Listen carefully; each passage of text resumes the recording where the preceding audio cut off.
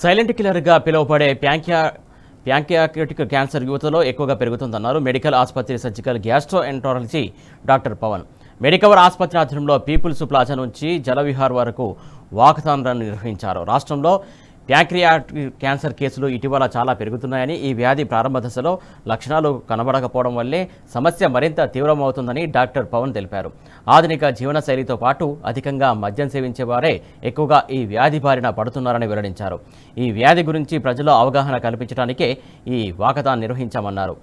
Pancreatic క్యాన్సర్ను ఆరంభంలోనే గుర్తించి చికిత్స తీసుకున్నట్లయితే వ్యాధి తీవ్రతను తగ్గించవచ్చన్నారు డాక్టర్ పవన్.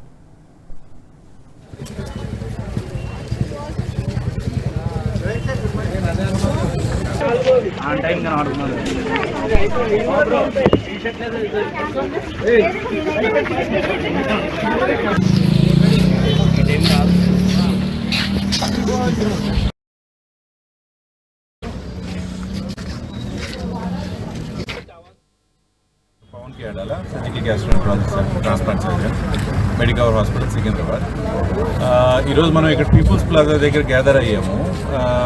మెయిన్ ఎయిమ్ ఏంటి అంటే జనాల్లోకి మనం ప్యాంక్రియాస్కి సంబంధించిన డిసీజెస్ గురించి అవేర్నెస్ క్రియేట్ చేయడానికి. సో మెడికల్ హాస్పిటల్స్లో మేము స్పెషల్గా ప్రోగ్రామ్ డ్రైవ్ చేస్తున్నాం ఈ మంత్ అంతా కూడా. నవంబర్ మంత్ అనేది every year World Health Organization ద్వారా ప్యాంక్రియాస్ క్యాన్సర్ గురించి అవేర్నెస్ క్రియేట్ చేస్తున్నాం వరల్డ్ వైడ్. ఇక్కడ మా వంతు పార్ట్ మేము చేస్తూ ఉన్నాము. సో దీనికి